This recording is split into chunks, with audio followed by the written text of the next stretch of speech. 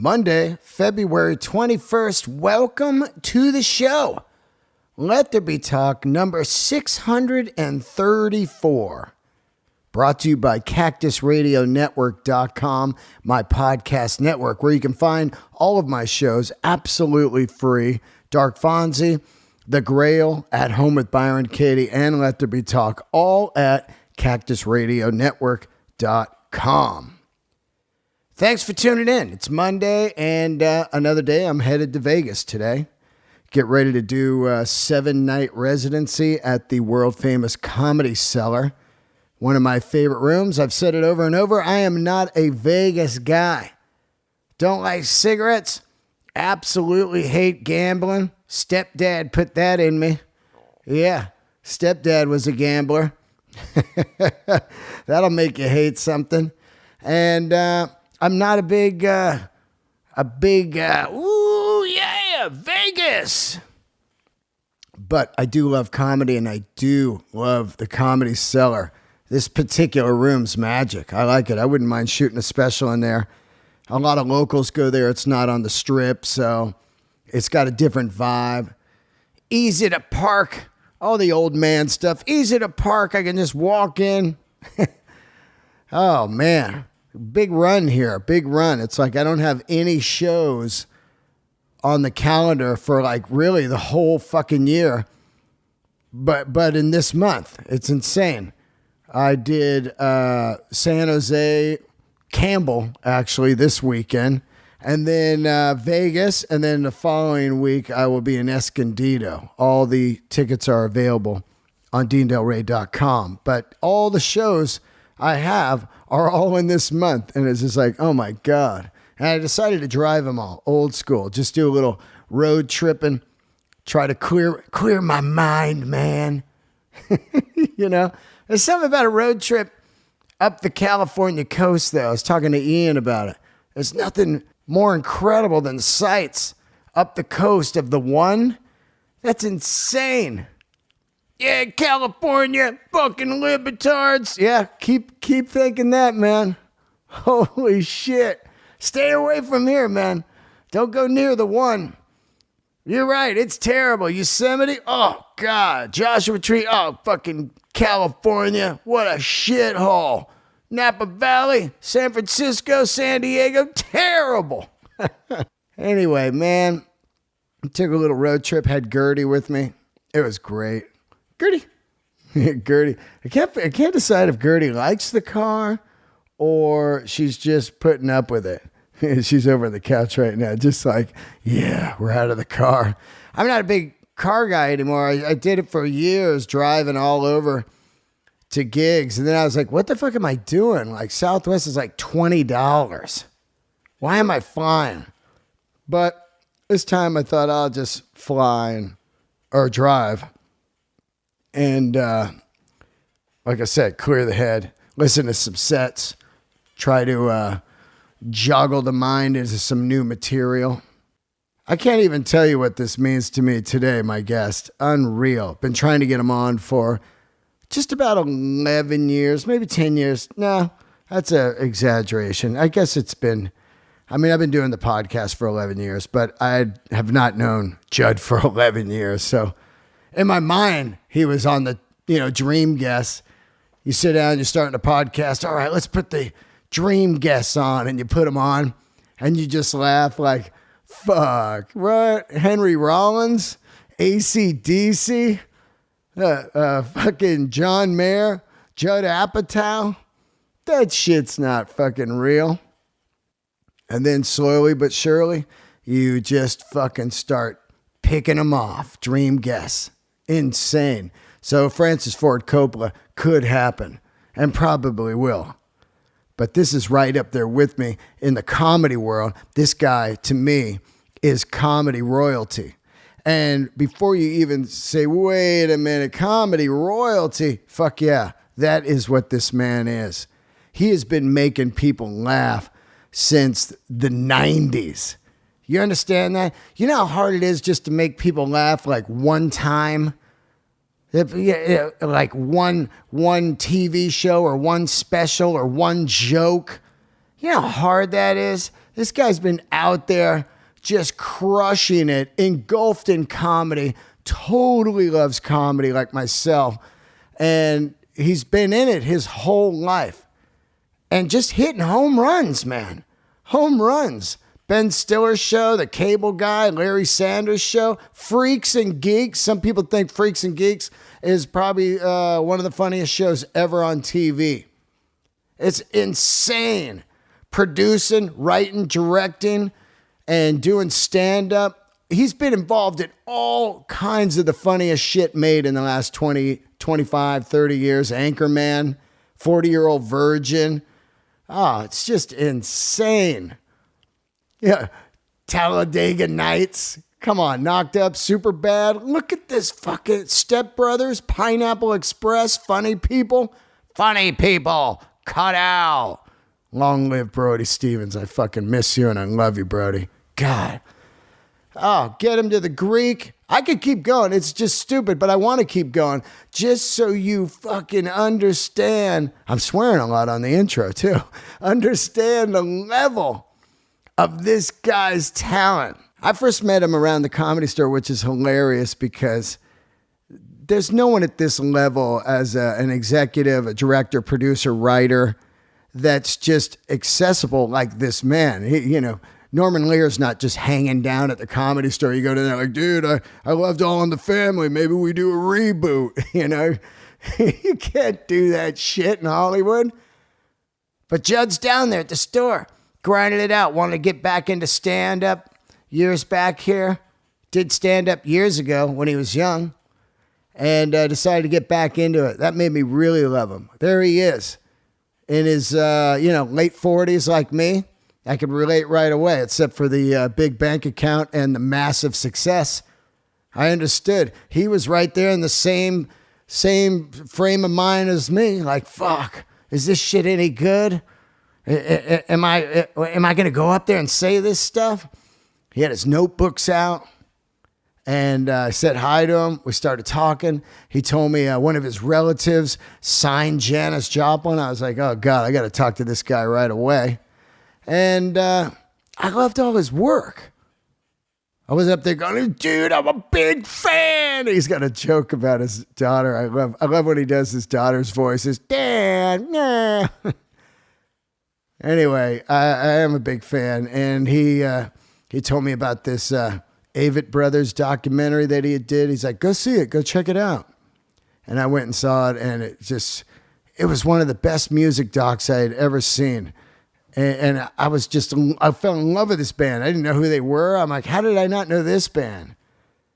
Slowly but surely, would see him around, and I'd vent sometimes, and he would listen to it, which is so funny. He didn't know me. I'm over there, dude, nothing's happening.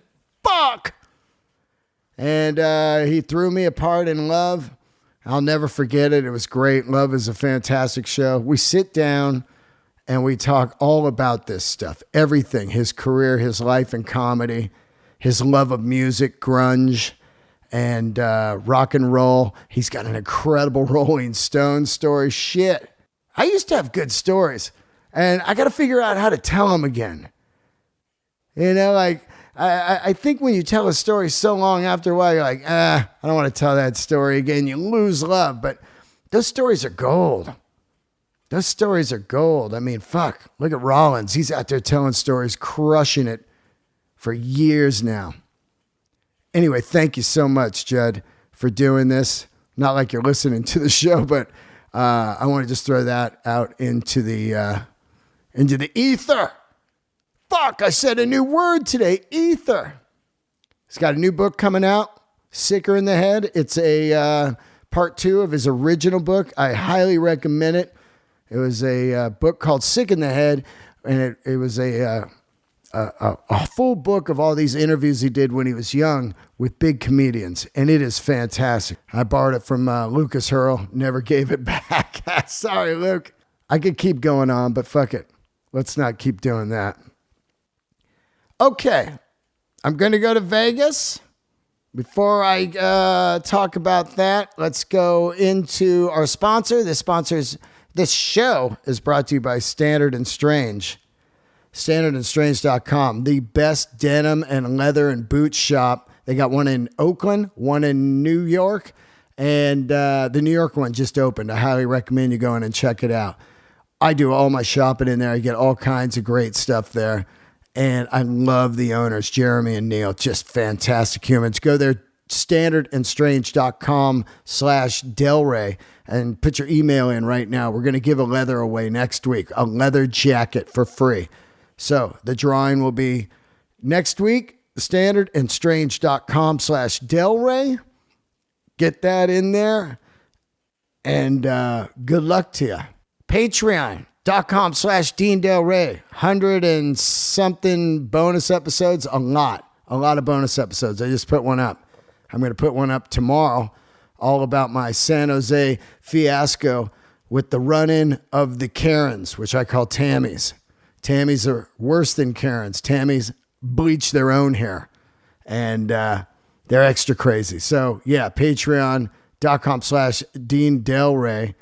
Bonus episodes and live Zooms with me. I'll see you in Vegas this week. Keep listening to that band Houndmouth. I'm going to promote this band till the day I die. That episode last week was fantastic, and their concert is still drilled into my skull. Awesome. I hope you guys have a great week. And happy day off if you have that day off, if your job is cool and recognizes the holiday today. Check it out. Thank you, Judd. And thank you, everybody, for tuning in. Episode 634, The Candles Are Lit, Mr. Judd Apatow. All right, welcome to another episode of Let There Be Talk. We got an upcoming star here, Judd Apatow. How are you, buddy? Happy to be here. It is about time. I know. I've been trying to get you on for years. I was trying to get more life experience so I'd be a better guest. Oh, yeah, right. I needed more anecdotes from life. It was funny because I asked you to do it early on. I remember you dropped this nugget at the Comedy Store parking lot where you said, yeah, I'll do that. I think you said your mom or dad worked with Janice Joplin. I was like, oh, shit, this is going to be great. What? There you go. That's true. That is a true story. Who was it, your mom or your dad? My grandfather was a guy named Bobby Shad. Yeah. And he was one of those original jazz blues producers, like from the late 40s starting. And he produced some stuff with Charlie Parker. And then he worked with people like, Cannonball Adderley and Dinah Washington. And he became like the A&R guy for Mercury and MRC Records and had his own labels like sitting in. And then he had a label called Mainstream Records in the 60s and 70s. And they were doing everything from Sonny Terry and Brownie McGee and Maynard Ferguson to Sarah Vaughan. And then he produced all the early Ted Nugent and the Amboy Dukes records. Whoa. Journey to the Center of Your Mind. Yeah. And he produced the first Janice Joplin record. He was the first person to sign Janice Joplin, and he produced the first record. Wow. Wow, man. That's like, that's massive, Oh, it's crazy. That was always, the family legend. He signed her, I think he signed her in 66 or 67, but really early, before Monterey Pop, before all of that. And I think the story is that he went to San Francisco to listen to bands and audition bands and got some performance space, and like everybody came and performed for him. And I don't know if this is when he saw them, but I know he at some point saw and decided not to sign the Grateful Dead. Oh, yeah. Around that same time. Yeah. And saw Janice Joplin and eventually signed her. They did the first record. I don't think it's an amazing Janice Joplin record. He probably was not from the school that truly understood what to do with that type of what was almost acid rock back then. He was a hardcore blues guy. He probably was dumbfounded. Yeah. Well, she was a blues singer. Yes. I think that's probably what he loved about her. But the band was, part of that generation of those San Francisco shredding, Yeah, jams. Acid jam. Summer of bands. Love, man. And I'd never, talked at great length with him about it when he was alive. But it was, part of what the discussion always was that she had major drug problems and that there was all this incredible potential that got lost. Yeah. And so when I was a kid, it was always don't do drugs because of Janice Joplin. That was like the thing that would scare me. Yeah. Because they said she was the most talented person we ever met. And look what happened to her. And in the first episode of Freaks and Geeks, there's this whole speech from Joe Flaherty where he talks about, you know what happened to this person? They died. Yeah. And that was all because that's how they always talk to me about it. But that worked on you? Because for me, because I talked to Dweezil Zappa, and his dad just brought him out to the crowd one day and said, see those people? They're on drugs, so you can make the choice. And Dweezil was like, I don't like those people at all. But for me, the drugs were always something that seemed to be part of taking it, to another, experimenting for a while, psychedelics, cocaine, booze, and finding, the art, know? And I always understood that. For me, I certainly had a fear of all of that from stories like that. And also I loved John Belushi as a little kid. So when John Belushi died and I was in junior high school, it really imprinted in me, this is how that all ends. So I certainly was not rushing forward into it. But I definitely didn't ever enjoy any of it enough, except mushrooms. Yeah. Or a few times, I went to see Sinatra with my friends on mushrooms at the Greek Theater. Whoa. Where I had such a religious experience. I said to my friend, can you get me more? And he said, my friend, he's not around anymore. Because he knew if he got him to me, I was on the beginning of a road. Because I liked it so much. Yeah. But for the most part, if I ever smoke pot, I just fall asleep if I drink. I'm not an energetic drinker where I get hilarious. I just kind of get quiet. The depressant side of alcohol hits me hard. But I often think, if I just loved it, I could see having a problem. I never loved it where it was it's so hard not to do that. Yeah. But I was also such a nerd. I was getting my joy out of just watching comics and trying to break into the business. And in a way, workaholism is a drug. Just trying to get you don't have to tell me. trying to get your stuff done and trying to break through. Yeah. And I found that all so exciting. And even just getting funnier. You start out doing stand-up, you're not good. And then the next time, maybe you're a teeny bit better and you're learning lessons. And I love the fact that you slowly figure it out. That was intoxicating. That really is. It's funny, too, to think about, because you're 54 and I'm 56, and we were around on that 80s first big comedy boom. I mean, I grew up in San Francisco Bay Area. It was just everywhere, engulfed in comedy. The Paula Poundstone era. Oh, yeah, Alex Bennett, the Zoo, and, Bobcat and Tree and all these guys that were just killing it in San Fran. And every little shitty bar all of a sudden had a comedy night. And, I wanted to do comedy back then, but I was playing music. I just didn't know how to do that. But you think about, when you look at those people, a lot of them are dead.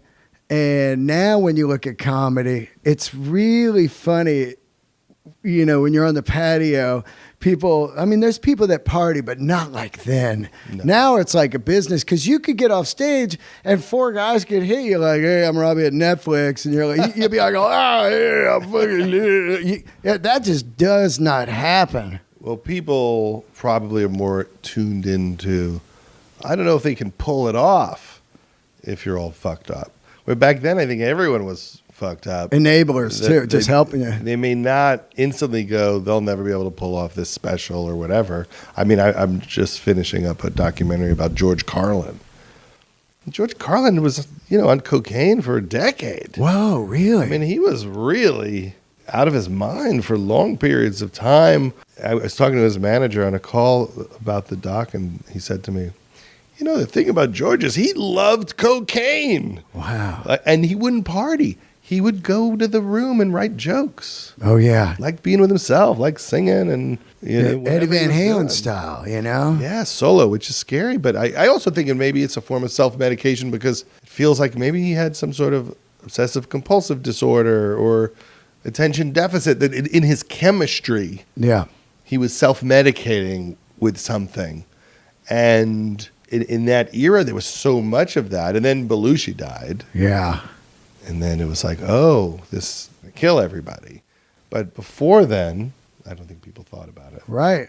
Yeah, and when you watch the Belushi doc, you just realize, I mean, they had that kind of cop bodyguard with them, sober, kind of, before they had a sober coach or anything, following him around for forever. And then he's out at the beach for months happy, and the guy's like, yeah, I think I'm done here. My time's done. And then he just dies, so. You can't have a guy next to you the rest of your life. Yeah. I mean, that's the hard part. I mean, in that era, it's funny, I put out these books. I put out this book, Sick in the Head, which is all these interviews I did with comedians. Yeah, I got in them high all. school It's great. in the early 80s. So the new one is, you could pre-order it now. It's called Sicker in the Head, which is interviews with people now, like Sacha Baron Cohen and Nathan Fielder and Amber Ruffin, and because I was always fascinated by comedians and always wanted to ask them how they did it. But in the early 80s, I used to go to Caroline's in the city. It was a little supper club back then. And I was like 15, 16 years old, and I would go see Gilbert Gottfried or Pee Wee Herman or Howie Mandel or Charles Fleischer was my favorite. And in that moment where comedy was just on the runway and about to explode, that's right when I started. So I started in 85. And so that 85 to 90 was when I was really doing stand-up. I did the HBO Young Comedian special in 1992, and then I was writing on the Ben Stiller show, and it kept me so busy that I just stopped doing stand-up. And there you are. You're one of the writer tap-outs. Yeah, it was a writer tap-out until 2014. I came back. Yeah, that's when I start seeing it. You know what I mean? But it was, but it's funny now because I go, oh, it's been longer this time. I'm 8 years in back than it was the first time. Yeah. It's an interesting thing because I played music 25 years, and then I felt like on the last year I was kind of at the end of it. Mm-hmm. And now I do comedy. I love it more than I'm 12 years in. I'm like, just engulfed in it like I was with music. And it's funny to look at guys like Chappelle and Burr and guys like that are like 25-year, 30-year guys, Maron. And it's wild that they keep going, Yeah.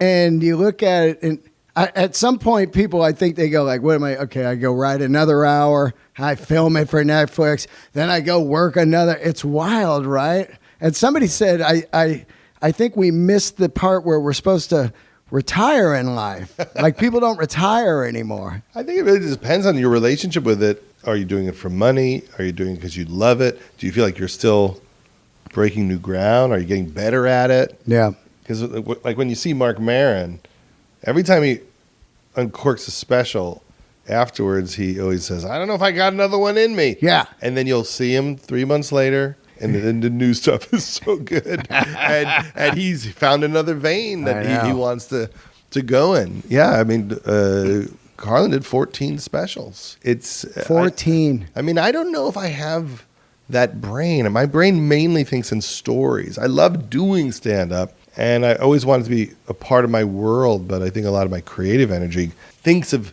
things about life and how people relate to each other in story form. But if your mind is working in stand-up, like Chappelle, I guess it's a never-ending flow of ideas and how you're interpreting the world. For me, I always think, I don't even think I have the answers. A lot of comedy is like, I know what to do here. Yeah. Here's what they should do. And I never think I know. So most of my material is always like the fact that I don't know. But that's actually a little bit of a dead end. It's easier to like, here's the answer to this problem, that problem, and that problem. And if your stand-up is from like funny things happening in your life, well, if funny things aren't happening to you, then it gets harder to write jokes. Oh, yeah. Well, if you're not out living your life. Yeah. That Burr taught me that early on, like the third year in. He goes, hey, dude, You got to go, because I stopped going to concerts, movies, dating, everything. And he's like, I get what you're doing. You know, you love it and you get it, but you need to go out or else you're just going to write about these four walls on this Comedy Store patio. Yeah. You're just going to tap out. Right. And he was right. I went to see My Morning Jacket like a week later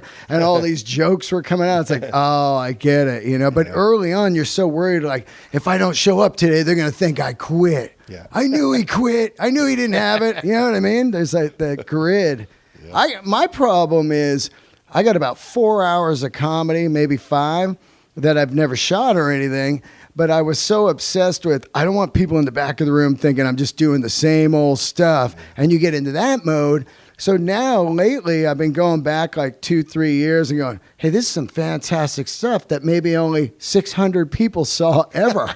You know what I mean? And you ditched it. I feel that way about the pandemic. Is I was doing headline sets, running around. And as soon as the pandemic hit, I said, I don't know if I can do that material anymore. I feel like my life has changed. And now I'm only at the beginning of thinking, there's some things I could do. Right. But I thought, the world has changed so much. Do people really want to hear the story about me at the supermarket accidentally taking some old lady's bags home with me? I literally bought one thing at the supermarket. There was a lady in front of me, and I just absent-mindedly picked up all of her groceries and walked out of the store and didn't notice till I got home. Then I took her 4 bags. I had this long story about this weird thing that was also scary. Just that works right now, though. But that's like COVID blur. Exactly, it was. It was a COVID blur before there was COVID. And so to go, okay, now I got to now spend the time to figure out where I'm at. Because after the pandemic, I really have thought, I don't know if I'm happy or cynical or angry or melancholy. I don't even know what my tone is as a person to get up there. I'm about to host the Directors Guild Awards. Wow. So I'm writing a monologue, but it's all about movies. But it's nice to get on stage to work on that. And it's a funny crowd because it's Spike Lee will be in the crowd and Spielberg. So you could, it's almost like a corporate gig where you really know who the people are in the crowd. So I'm hoping that revs me up to write more jokes. What did you, this is kind of a cliche question, but I ask people this because I want to know, like, what did you learn about yourself during the lockdown? What did I learn? I feel like I'm just beginning to realize what I learned. Yeah. Now that it's beginning, I pray to come down. In the beginning, I'm just in a wide-eyed panic. I'm just running around the house screaming at my kids, I'm the one who dies. Yeah. Yeah. You guys aren't being safe enough. Wipe down the pineapple. Yeah. And then I had to promote the Pete Davidson movie, King of Staten Island. So that was months sitting on a couch doing all the interviews we normally would do, traveling around the country and the world from my living room. Yeah. And so that was just a strange experience, but kept me busy and distracted. And then that ended. And now it's June of the pandemic, and we didn't know what to do. So we left our house and we kind of rented a place by the beach because we just wanted to get out of the house. So we said, so now we're just hanging out with each other. Right. In a different location. And I started taking 2-hour walks on the beach every day for months with my friend. And then one day we're like, we should try to think of things. Because we're just walking and talking about our lives. Maybe we should think of creative things. Yeah, getting back into work mode. Yeah, and then I thought of this movie, The Bubble, which I made a year later about people trying to make a dinosaur action movie during the pandemic, in isolation in London. And so I was kind of outlining it as a joke, but really it was just to distract myself. I think from the world, I couldn't think of what to do creatively, so I said, I'll just write about what's happening now, but I don't think I'm going to make it, but I'll just outline as an exercise. And then at some point, I decided that I should try to do it.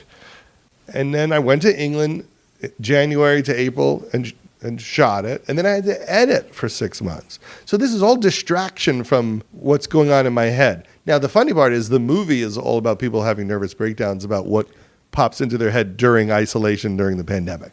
So I'm both thinking about it for the movie, but also not really doing it. Yeah, not digging into your own. Exactly. You're like, these guys are lunatics. Exactly. Meanwhile, there's shit brewing in your head. Yeah, and then I finished the movie this past fall, And now the nervous breakdown. Now everything bubbles up. Like, what do I want to do? And what do I make of this? And both my kids left the house. They're both older now. Oh, they both moved out? So they both moved out. And so now the pandemic is ending and the world's getting quiet and the kids are gone. And now what? Stand up. Right, now what? And so, yeah, stand up or sometimes for me, having been like a workaholic so much to just go, can I just do nothing in the summer? Like really do nothing?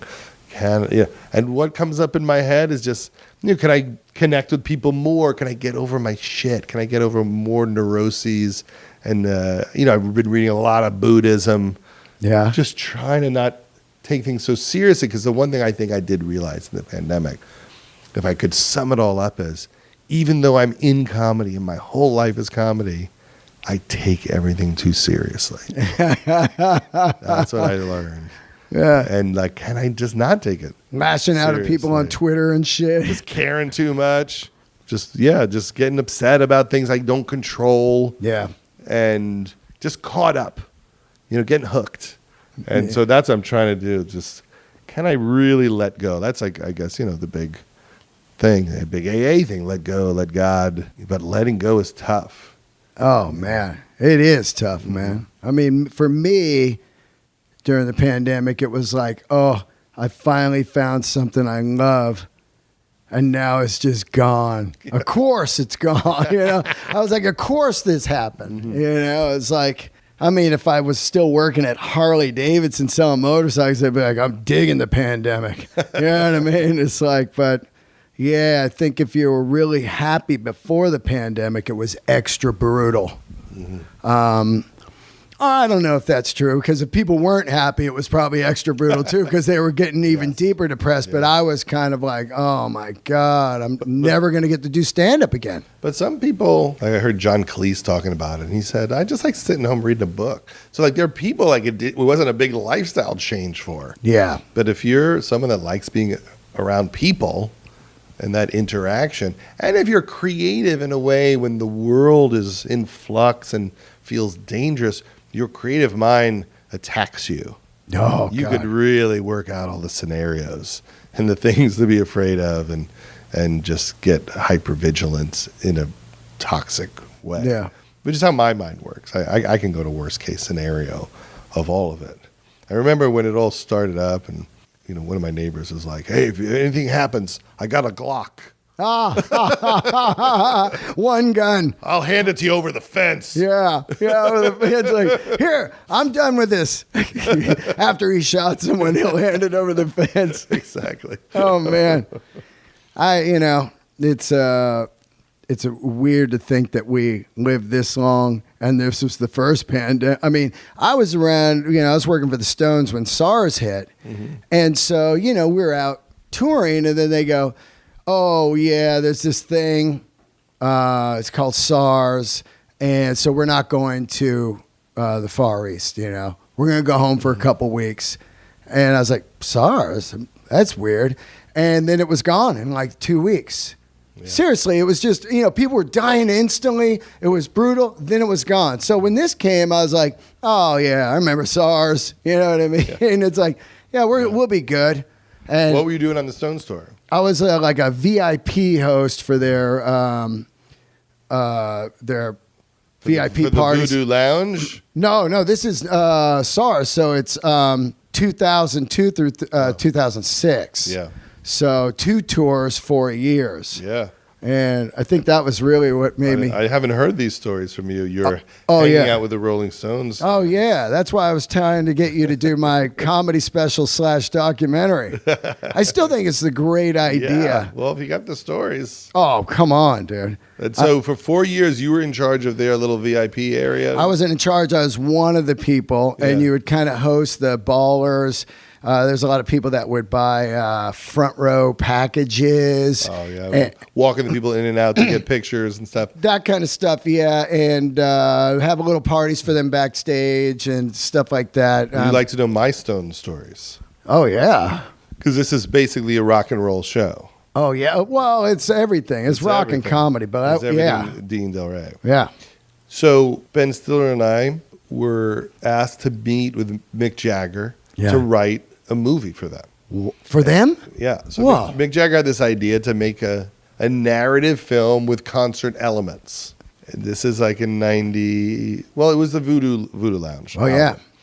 So Ben and I. Long time ago. Yeah, a long time ago. We're talking to him on the phone, kicking ideas around with him. So it was like crazy. Like for a moment, me and Ben are talking to Mick Jagger a lot. And why is he reaching out to you? Because Stiller had just done... The Ben Stiller show. Right. And I'm trying to think exactly when it landed, but it was after the Ben Stiller show, which ended in 93. So in that like 94 area maybe. So we fly to England to meet with him, to have a meeting. With Jagger? That's pretty baller to fly us out for a dinner. Whoa. And I'm so nervous. I don't speak almost at all during the dinner.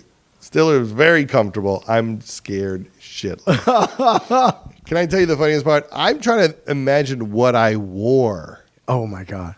I didn't own any clothes. Yeah. So what did I wear? I must have been just such a goofball, like with a button-down shirt or something. I really don't think I didn't own a jacket back then or anything. So we go out to dinner, and I remember I tried to connect with him over going on the road. I'm like, oh, yeah, it's so hard. I go out as a stand-up, and it's weird out there. Like thinking maybe I could get him going, talking about that. And he could not have given me less response or energy. And then I shut up for another half an hour. And so Ben and I, we work out this story about two hardcore fans following them almost like the Grateful Dead. And it's supposed to be Ben and Brad Pitt. Now, this is Brad Pitt right after Thelma and Louise when people didn't fully know who he was yet, just from Thelma and Louise. And we read it out loud with Brad Pitt, just me, Ben, and Brad Pitt, and thought it was really funny. And so then we get a call. You got to go pitch it to the Stones, the whole band. The whole band?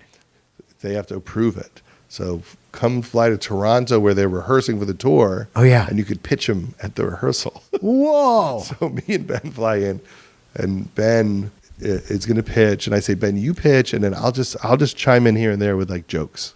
Yeah.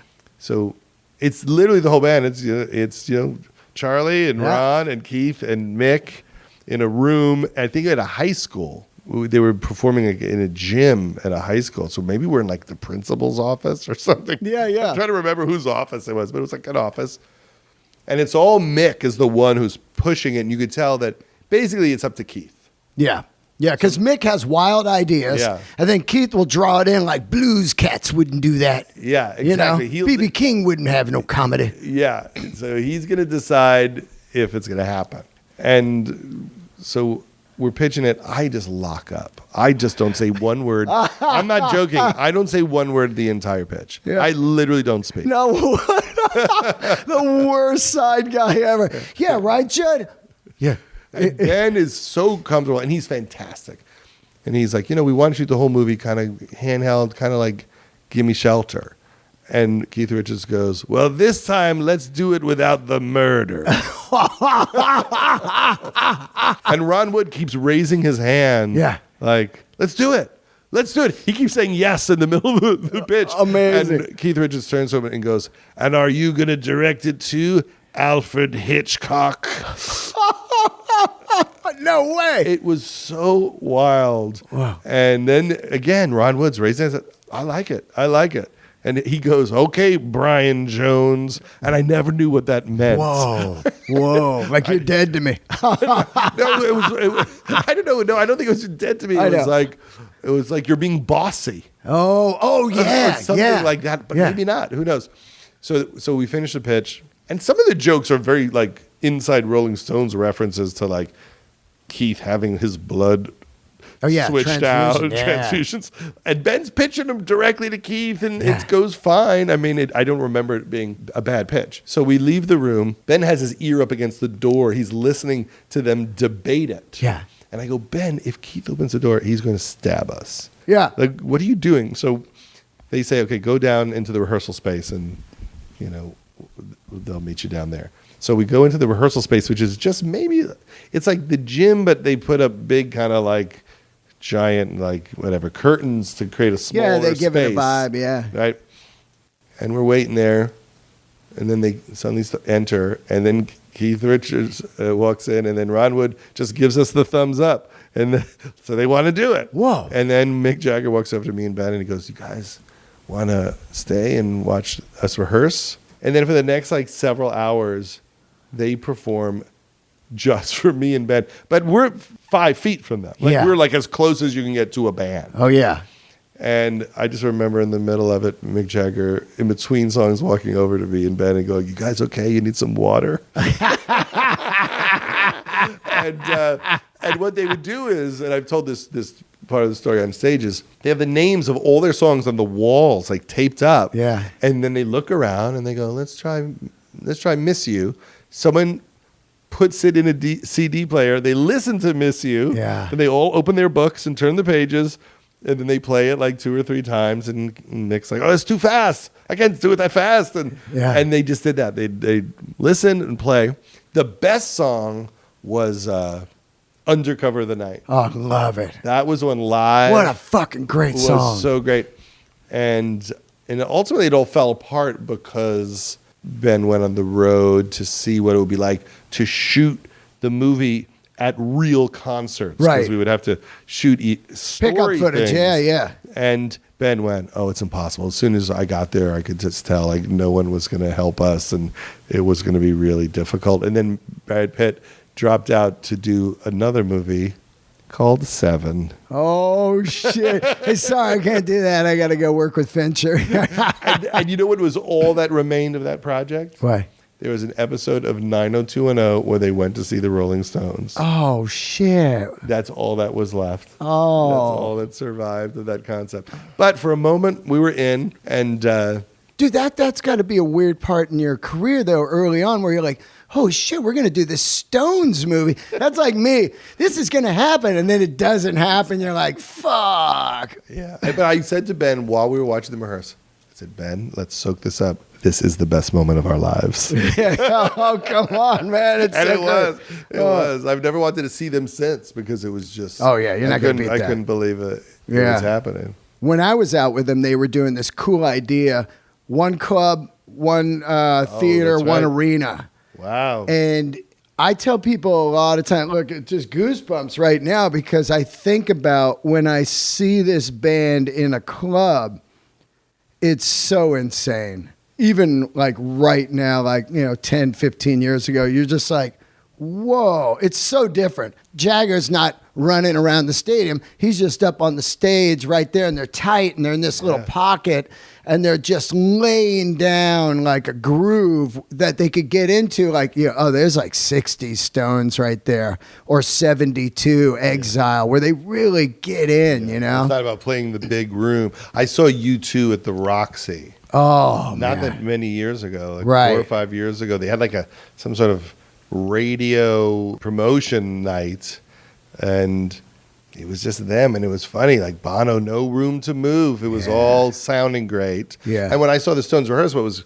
interesting is because there was no running around. It was Mick Jagger, he had a stand with his lyrics on it. It was all trying to sound great. So they sounded so good. They were just concentrating to sound great. And Bobby Keys. Oh, what a killer. Sax. What a killer. I always just remember, wow, he sounded so good. The Stones were so cool that like they had cool hipster kids. So the kids would be like, "Dad, you got to get the Strokes on the tour." Yeah. This is in 02 to 06. So the Strokes, Yes, Darkness. They're just having all these, the Fugees, or whatever, Black Eyed Peas or whatever, like all this stuff. But I remember like, these great opening acts all the time that I'd be yes. Yeah. I saw them at the festival that Eddie Vedder puts on in Laguna. Oh, God. Right before the pandemic. Yeah. Incredible. Well, Karen O, I personally think you've got the greatest front people from, 2000 back. But 2000 up, you got like Zach from Rage. Mm-hmm. You got Karen O. These people that put on a show that you can't even believe how good they are. She is absolutely next level. Yeah. Even I went and saw her a couple of years ago before the pandemic. They did one show at the Fonda and it was for the anniversary of the Maps record, and she was just Who's the guitar player in that band? Oh, his name is Nick. His name's Nick with the black hair. Yeah. You know, Unbelievable, so good. That was a great festival. The Ohana Fest, so good. Yeah, so good. And I went to it this year and saw Eddie Vedder play with Pearl Jam. Yeah. And I'm going to go see Eddie Vedder next week. He's at the YouTube Theater. Oh, I've been trying to get him on the show for like 11 years. I just had Stone Gossard on. Oh, he's fantastic. Oh, and you know, Stone and I go way back because I booked like one of their first gigs on the tour as Mookie Blaylock because I used to book a rock. That's early. Yeah, so it was full circle. It was Alice in Chains and Mookie Blaylock. And I toured with Alice in Chains a couple of years ago as a comedian. Yeah. And then I got to talk to Stone, so it was like full circle. It was pretty wild. Oh, Jerry Cantrell wrote the theme, the closing title theme to the Cable Guy, Leave Me Alone. Oh, rad. And I've always loved him. We referenced them in This Is 40. There's a whole sequence where Paul Rudd's listening to Alice in Chains, and the family doesn't understand it. Yeah. And he's so frustrated that they don't get it. And they came to the premiere, and I actually saw them at that comedy festival in San Diego. Yeah, Kaboom. Kaboom. Yeah. And then I got to see them there and say hi to Jerry. They're the best, Alice in Chains. They sound amazing. Oh, they're man. so great now. They've just kept it going. And then Jerry's got a new solo album, which is fantastic. It's killer, man. It is killer. I just had him on the show the second time, and he's just a great dude and crusher writer and a guy who has his own sound. When it comes on, you're like, oh, yeah, well, that's Alice in Chains or Jerry. Yeah. You know? No, when we did the Cable Guide, so that was in 95 when we shot it, 95, 96, came out in 96. And Ben was like, let's do a grunge soundtrack because there had never really been one other than singles. Right. And Ben's like, let's make all the songs in the movie grunge. And so Jerry did a song, and Stone, and Mike McCready, and we had a song from Silverchair. Oh, yeah. And was it the... Remember them? Hang on, fat boy. Wait till tomorrow. I mean, there were so many. And Mad Season, did you have that in there? McCready and Lane's side band? No, but we had... there was a lot of good songs on that record. But by the time the movie came out, grunge was over. Yeah. Like it had just seemed like, that moment of whatever the original grunge was. We came out summer 96. We're like, I think we missed it by like 3 months to be really cool doing this. Yeah.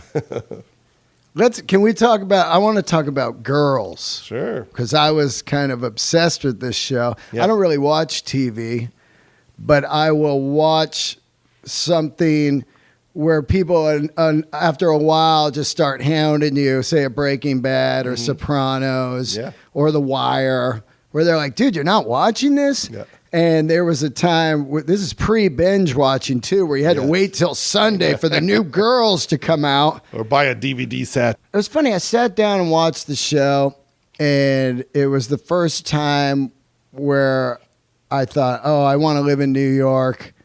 I want to be in an area like Williamsburg where it's like, people like to shit on hipsters. I never understood that. I always thought, well, they're into good food and music and they read books and coffee. Exactly. There's like, fucking hipsters.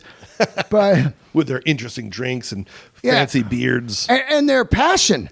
You know what I mean? Fuck these people with their passion. Yeah. Well, they're living, But this show was... to me, it was just fucking incredible. And, look at Adam Driver now. I was so aware of how good he was from the get-go. Really?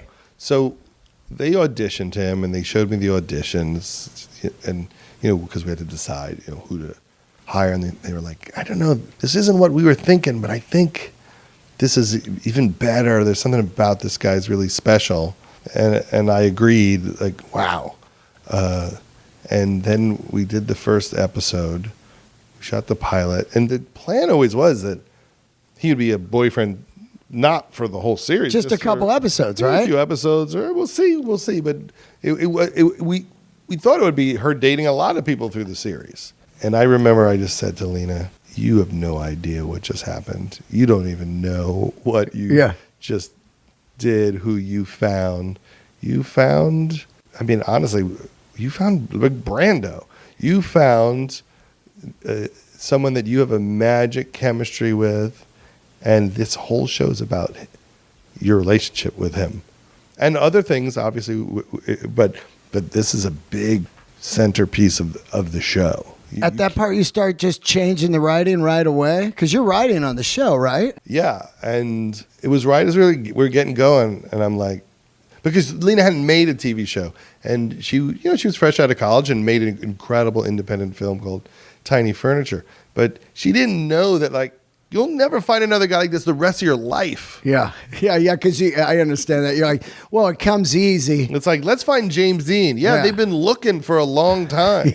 Like these, when this happens, it's very special, and you want to take advantage of it. And as a writer and a collaborator with Jenny Connor and Lena, I thought, let's have so much fun with this. Let's enjoy this. We're going to get to watch something really special with this performer, and everyone was amazing on the show, but we certainly were tuned into our time is limited with someone like this. Yeah, he's going to skyrocket. Quickly was like Star Wars called. Yeah, I know. And he was very loyal to the show. He could have said, "I've done enough." Yeah, but he took it all the way to the end, and I personally just really enjoyed writing for him. It was fun writing a scene, knowing that someone like him was going to interpret it.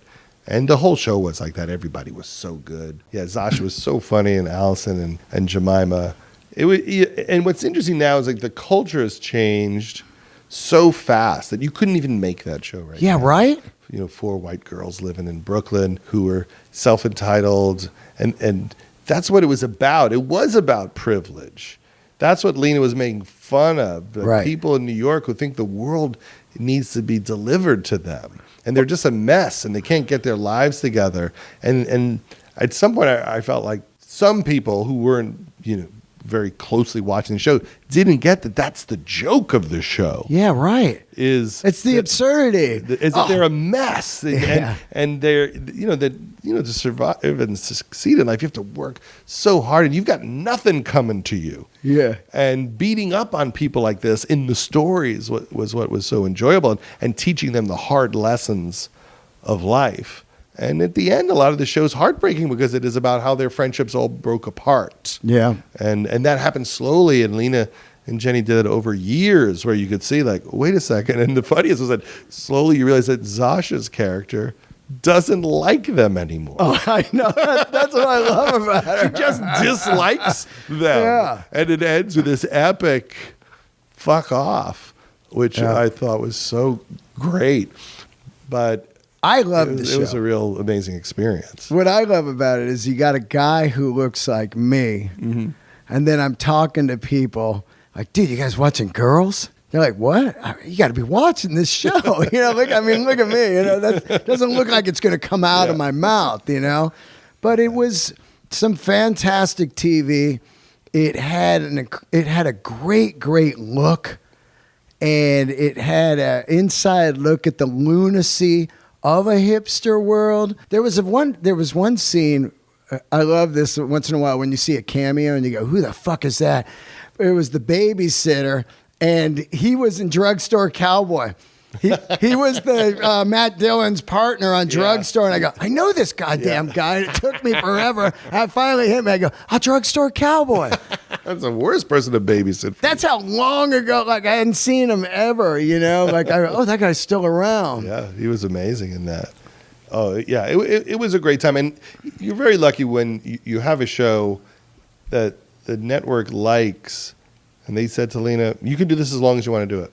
Yeah. And that never happens. You're always just waiting to get canceled. Right. Even when shows are kind of popular, a lot of times, the network or the streamers go, yeah, we don't need any more of these. Yeah. So to have them go, just end it when you want to end it. Well, I think also not being streamed, I think people run out of gas real quick when they stream shit. Because they stream it all in a few days, and then they got to wait a year and a half for it to come out again. And by then, there's 18 other shows they're streaming, and they've already lost interest. Well, people are also really training themselves to watch a lot of episodes at a time. Right. And there are some shows that work that way, but it's funny, whenever I watch certain shows, like, I'll watch one every 3 months. Yeah. Like, I don't mind spreading them apart. Some great shows are like movies, and I don't want to watch them quickly. Like Breaking Bad, I probably took 7 years for me to get to Breaking Bad. After it was off the air. Yeah. Like, I was still like watching one very slowly and randomly, like a great film to watch. And so, yeah, for a lot of shows, and Girls is probably an example of it, it's not built to like bang out 5. It's meant to think about for a week and let it sink in. That's what I believe. And that's why I think a lot of people don't remember television, or they move on so quickly. It just, nothing imprints, because you'll watch 5 episodes of Girls now streaming, and then you'll watch 3 episodes of 90 Day Fiancé, and you forgot you even saw Girls. Yeah, totally. It just drops dude. out of your mind. Yeah. You don't have the bandwidth to hold the content. Yeah. Or even the emotional experience of watching it. It's brutal, right? Like, because like Girls is one of the last shows that wasn't streamed, and you look at it and go, God, I remember all of them, Yeah. you know, and all week I'm waiting for the next one. Like, oh, I got to see this, you know. I was watching Yellow Jackets, Oh yeah, I heard that's good. which is very, very good. But, we would watch like 2 or 3 at a time, and I'm like, I wish we just watched one of these Yeah. every week. I think they went up, maybe it went up once a week on Showtime, but, most people are seeing it, later, Yeah. in hunks. And The Sopranos, I loved waiting a week for The Sopranos. Oh, that was another one. I loved waiting a year for the new season, or 2 years sometimes. Yeah, yeah. They yeah. really made you wait for Sopranos. Breaking Bad, same thing. Mm-hmm. You know, those are the last ones. Now everything's streamed. Yep. And, I almost like, everybody's talking about Euphoria, and I never started it. Yeah. Now they're like, oh, this season sucks. I'm like, God, I didn't start it. You know what I mean? It's fucking crazy. You got to start it. My daughter's on Euphoria. Yeah. So it's pretty cool. And it's like being on drugs. It's really about addiction, and Yeah. it got really heavy this year. But it's pushing the limits of television. Yeah. But it's troubling. I mean, like, there's a lot of people that just can't watch it. That's Oh. why people go like, "Oh, don't watch it," because if you have kids who are in their teens, Yeah. it is. It's like that movie terrifying. Kids, when we saw Kids, Yes. you're like, oh my God. And that movie, Yeah. like, it just turns the left corner with AIDS, and you're like, Yeah. oh, fuck. Yeah. Like, that just hits you in the face. But also, it's the question of what's entertainment. Right. Because sometimes, when you watch something like Kids, you're like, is this a joyful experience? Is this watching art, and it's making me have painful emotions of terror? Yeah. Why do we watch things? What are we going to things for? Yeah. What's funny is I think back to 100 years ago, I see the 40-year-old virgin, Mm-hmm. I'm in the theater, I'm watching this movie, I'm fucking laughing my head off. One of the funniest Mm. comedies.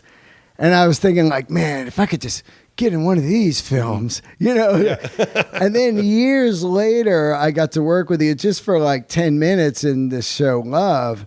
And it's weird I think about stuff in my life of, like, I remember years ago, I'm going to do a Tarantino film. And then, later on, I happened to do this, Tarantino Presents film. Mm-hmm. But it was wild to think about that all these years, and then Beyond Love, which was great. And man, what a fucking show that was. Thanks. That show, it was funny because you asked me. First, I wanted to ask you because I think I was just complaining one day in the Comedy Store hallway. Like, I got nothing. I still got nothing, But then a couple days later, I got a call to do the show. And I was like, I wanted to prove I got nothing wrong. I wanted to break your negative spirit and turn it positive. you know what, though? I think in comedy, I was telling you that before the mics came on, you need bumps like that. You need people to pick you up. If you're working your ass off, and look, everybody complains or stuff. I try not to complain too much because I am super happy to be able to do comedy. Yeah. But also there is big frustrations, big ones. And when you know what they are, some of the problem, the age of me being 56, that's the main thing. Then you start to get frustrated. Yeah. But when you get calls like that once in a while, or Burr taking me to do a fucking arena, LA Forum, Incredible. or Marin, like one time I did Davies Symphony Hall with him. Those are little bumps that keep you going. But Was me complaining to you, that put it in your head like, I'll find him something on love? Because I never asked you, Well, really. I think for me at the time, I just thought, well, you're hilarious. And I felt bad that you felt like opportunities were difficult to come by. Right.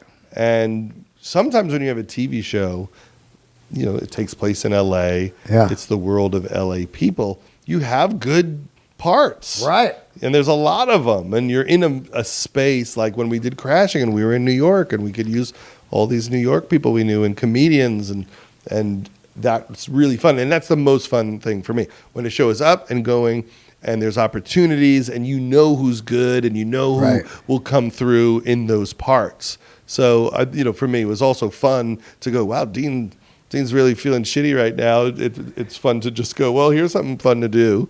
And I know you're going to kill it. Yeah. And so it's not you're not doing me a favor. It's just appropriate. But I also think that you have to, you manifest those things. You work hard, try to put good vibes out there, do good work. And I think that people notice it. Like playing those arenas. It's crazy. Yeah. Those people have you do those arenas because they know what you're going to do in those arenas. And I feel like as comedians, we have so many moments that are like winning the Super Bowl type moments. Right. So like if you win the Super Bowl, you'll talk about it the rest of your life, right?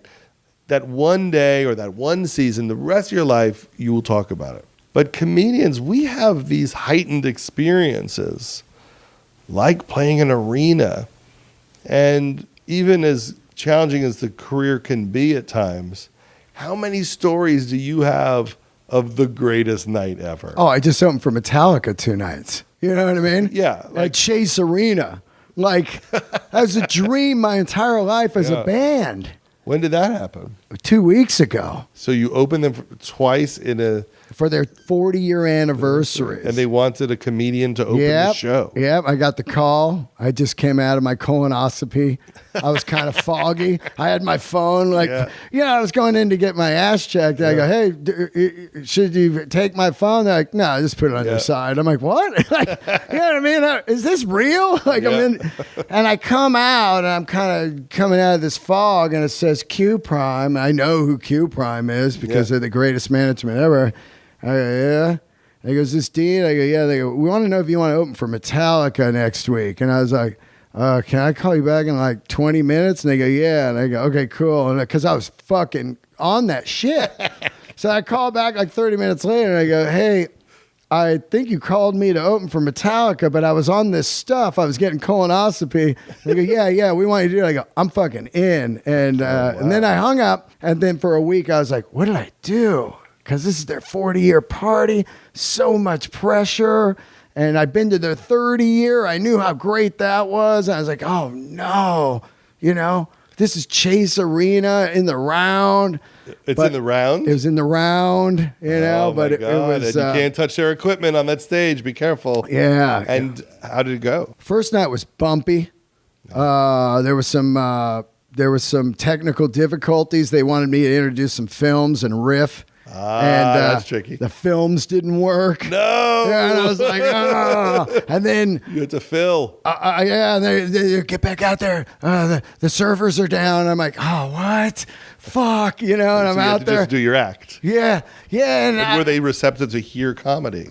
Well, my plan was riff a little on the band, my history with them. I've known them 39 years. Then introduce the film. Then come back out, riff a little, introduce the film. Then come back out. It was 4 sets. And then start doing comedy. Yeah. But since that went down, I had to go into comedy. And, it was. And then I look around. I go, oh, what am I doing? There's people from Brazil and Ecuador and Spain. English. There's no local references working here, So the second night, I just sat down and I laid in bed all day like, oh, God, fuck. And the second night was fire. And then it just went great. It was so good. And after party, Lars was like, see, by the third night, we would be getting better and you would be getting, by the fifth night, we'd be a steamroller, And I was like, oh, it it was pretty epic. That's incredible. And who in the band thought, was it Lars who thought to have you to do it? They had done comedians before. Yeah. And I think it's just better for them to have comedians in a COVID era because if anybody gets sick in an opening band, then it's just gone. Yeah, yes, this is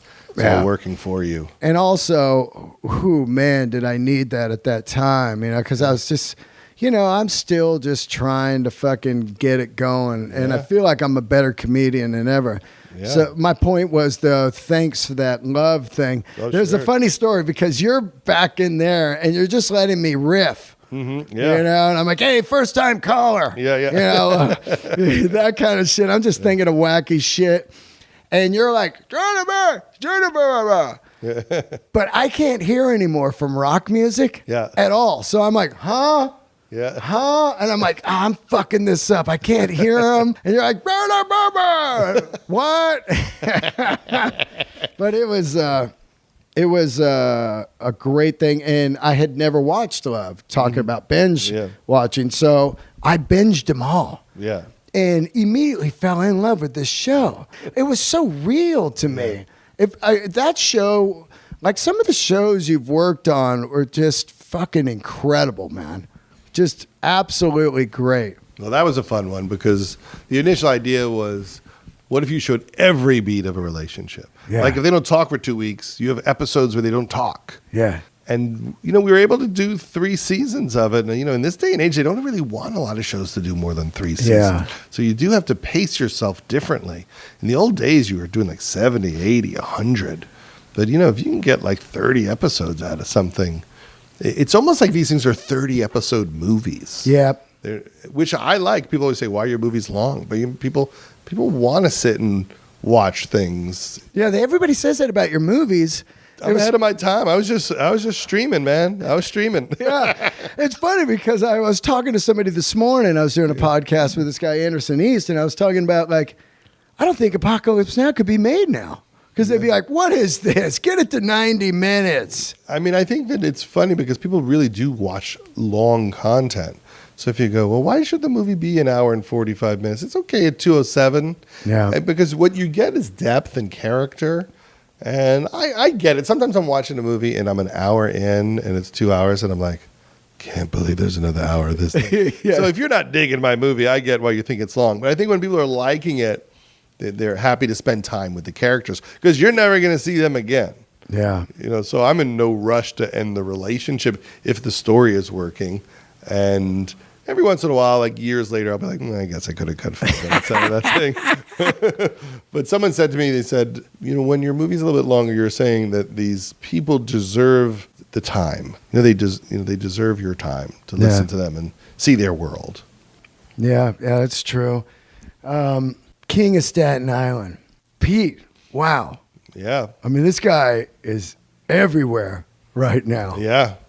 You talk to him much? I do. And, I feel very lucky that I was able to like make that with him, because it's, it's rare that you meet someone that's willing to go all the way and be completely honest and share their pain and their problems and their joy in, a fabricated story that's based on all real emotions and real obstacles to happiness. And he went there. There was never a moment where he said, oh, we can't say that. Yeah. For any reason. And it's a very raw performance. I even feel like Pete is doing very well and he's not even that guy anymore. Right. That guy is a different guy. I mean, obviously, Pete has his struggles and has been through more than most anybody would ever want to go through. But, he's definitely evolved. So when I watch the movie, I go, wow, that's a different Pete. Yeah. Oh, yeah. He's definitely evolved from when I first saw him at Largo 6-7 years ago or something. Yeah. He was like a kid. Yeah. And I think like, oh, I know what I was like as a kid. You're like, give me that. We'll smoke this. Let's fucking, let's not sleep. Let's just, rock, So I get it, and that particular person grows up in front of the public eye. Yeah, that's tough. I mean, I started out, with Sandler and David Spade and Schneider and guys like that. And, no one paid any attention to us. Yeah. I mean, there was a full I don't know, for me, I feel like it was like 7 years of no one paying any attention. And it was good. We worked on our act. We went to the Improv and we ate fettuccine Alfredo at the end of the night. Just walked around the mall, wrote jokes, dreamed about what might happen. But people weren't observing the process. Other than if you watched us on the Evening at the Improv, you did not know who we were. And there were no podcasts. Yeah. There was, occasionally Sandler might VJ on MTV, so he had a more popularity than most of us. We didn't exist as people to the audience. Yeah. Certainly not in any gossip situation, or there was no social media. There was no internet, really, at the time that the military, it was maybe the military had it, but nobody else. And now I think people feel like there are people monitoring their progress. And I think it probably makes it a lot harder. I got to tell you, I got to say thanks for, I feel like you always include me here and there once a year or so in something, but it feels good because, I mean, to me, you are a legend. I mean, the shit that you've made and have done is beyond. I mean, and you're accessible. I mean, there's dudes that have done half of what you've done, and they're just, you can't, go up to them and go, hey, man, I'm hurting here. They're not waiting for a spot at the Comedy Store. Yeah, I'm against the wall, I know people are always like shocked that like I value just doing the spot at the store or the Improv or Largo more than making the movies. Oh, yeah. That's to me always the dream, is to be able to pull that off. Well, that's the only reason I ever did TV or movies, to hope that more butts would get in the seats. Exactly. You know what I mean? Yeah. But thanks, man. I mean, Sure. I took it to heart, like you invited me to Gary's, memorial and that kind of stuff, I remember talking to Gary at the 40-year anniversary of the Comedy Store. I met him. Yeah. And he was in the kitchen, and Sarah Silverman was like, you got to see Gary. He just goes to Largo, and he just writes shit down on the way there and then does it.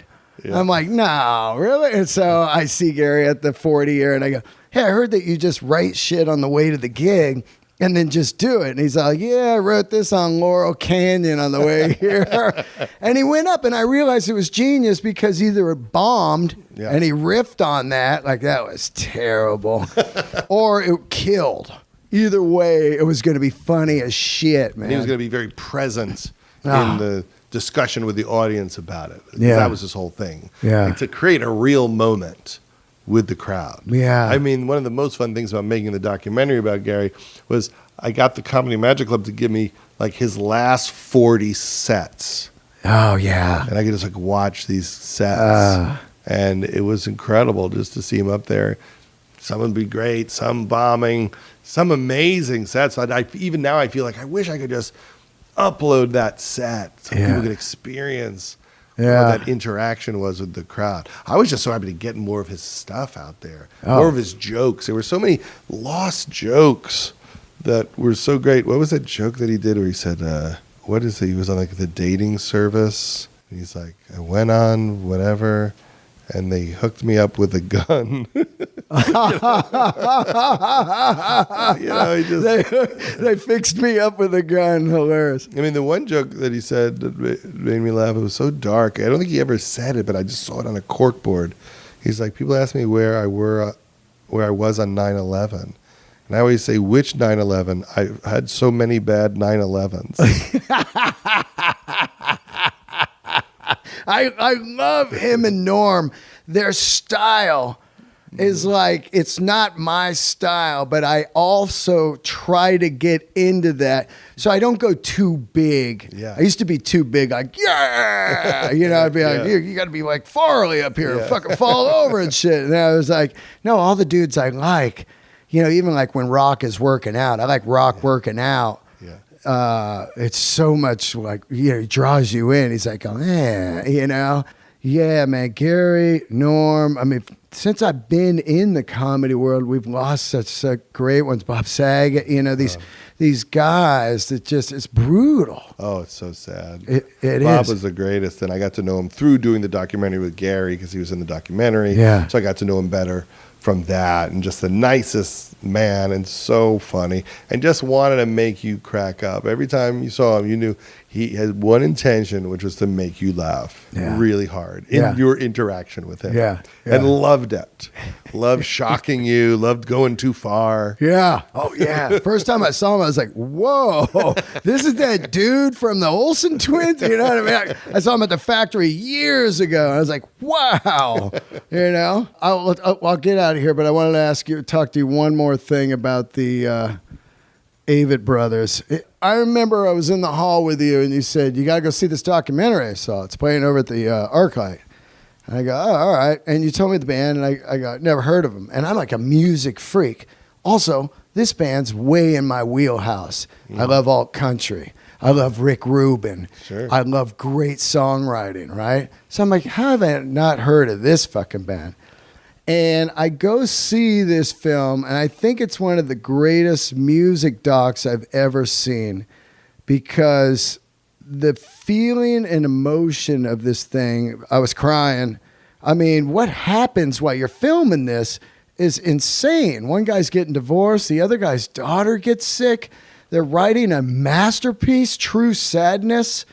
And it's unreal, the feeling of that. How did you get involved with that? Were you a fan of the band? And how'd that happen? You know, I met Rick Rubin through Gary. That's like the weird magic of it. Gary called me and said, I think you should get to know Rick Rubin. I think you guys would get along. Yeah. You should do something together. Yeah. He just had a creative person's instinct about that. So I got to know Rick a little bit, and I would put some of his music in movies. He came to my office one day and he played me the Avett Brothers, and I put the song Live and Die at the end of This Is 40. Right.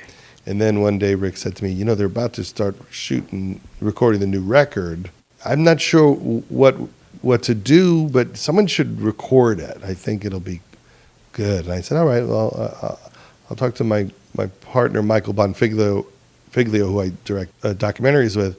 And so he started shooting them. So they went into this little church, and at the beginning of their process, they both have written songs individually. They play them for each other. Right. Oh, yeah. And so we shot that, and we were like, wow. In that beautiful church. Yeah. Oh. And in the footage, it was kind of great. But there was no story because they get along so well. And we thought, I don't know what the story is, but keep going. And Rick Rubin said to me, Judd, you want to do something with the Avett Brothers because for some reason your life is better when you're with them. Yeah. And I get it because they're just beautiful spirits. Yeah. They're these wonderful guys. And so I just kept paying for Mike to go out and shoot sessions with them. For 2 years, he just kept, okay, I'm going to go to their house. I'm going to go shoot them. They're playing Madison Square Garden for the first time. Yeah. They're going to be in town. And I went and we shot them recording the new record with Rick. And again, we were like, there's no story here.